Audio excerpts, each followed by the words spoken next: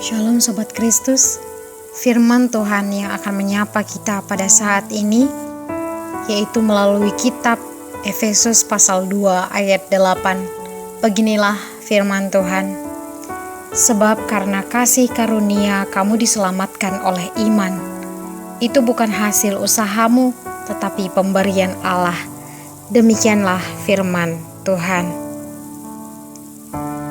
Saudara yang terkasih, kita adalah orang-orang yang diselamatkan oleh kasih karunia dari Allah yang kita respon melalui iman. Tetapi dari manakah kita tahu bahwa kita sudah diselamatkan? Dari hati kita yang telah berubah sehingga bisa mengasihi sebagaimana Tuhan mengasihi. Kita tahu bahwa kita sudah berpindah dari dalam maut ke dalam hidup, yaitu karena kita mengasihi saudara kita. Barang siapa tidak mengasihi, ia tetap di dalam maut. Dalam kitab 1 Yohanes pasal 3 ayat 14. Surat Yohanes yang pertama ini ditulis dan ditujukan kepada orang-orang yang percaya kepada nama anak Allah. Tertulis dalam 1 Yohanes pasal 5 ayat 13. Surat ini untuk kita, orang-orang Kristen, dituliskan untuk menolong kita melihat ke dalam diri kita. Apakah iman percaya kita sudah nyata dalam kehidupan kita sehari-hari? Saudara-saudara yang kekasih, bukan perintah baru yang kutuliskan kepada kamu, melainkan perintah lama yang telah ada padamu dari mulanya. Perintah lama itu ialah firman yang telah kamu dengar. Namun perintah baru juga yang kutuliskan kepadamu. Dalam kitab 1 Yohanes pasal 2 ayat 7 hingga ayat 8. Kedua ayat ini terkait dengan perintah yang pernah Yesus sampaikan kepada murid-muridnya untuk saling mengasihi.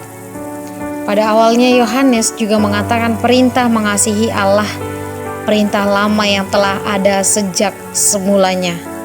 Namun berikutnya ia katakan sebagai perintah baru. Jadi manakah yang benar, perintah lama atau perintah baru? Jawabannya adalah keduanya benar. Dalam hal apa perintah mengasihi ini menjadi perintah baru? Yaitu ketika Yesus datang ke dunia, ia mendemonstrasikan tindakan tertinggi dari mengasihi. Demonstrasi kasih yang belum pernah dipikirkan, belum pernah dibayangkan, dibicarakan sebelumnya. Kasih yang memberi, kasih yang mengampuni, kasih yang mengorbankan diri. Yesus memberikan perintah kepada murid-muridnya untuk saling mengasihi.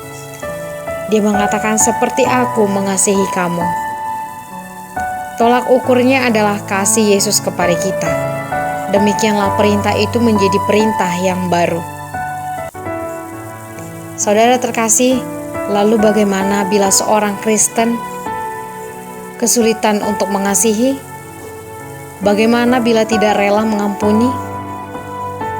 Bukti kuat kalau kita orang Kristen yang sungguh percaya kepada Yesus bukanlah bahwa kita tidak lagi berbuat dosa, melainkan bahwa kita menyadari bahwa kita berdosa dan melihatnya sebagai dosa. Saat kita gagal menaati perintahnya, Roh Kudus yang berdiam dalam kita menginsafkan kita.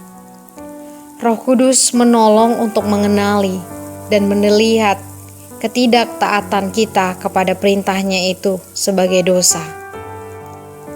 Saudara-saudara, lalu kita didorong untuk mengakuinya secara sadar di hadapan Tuhan.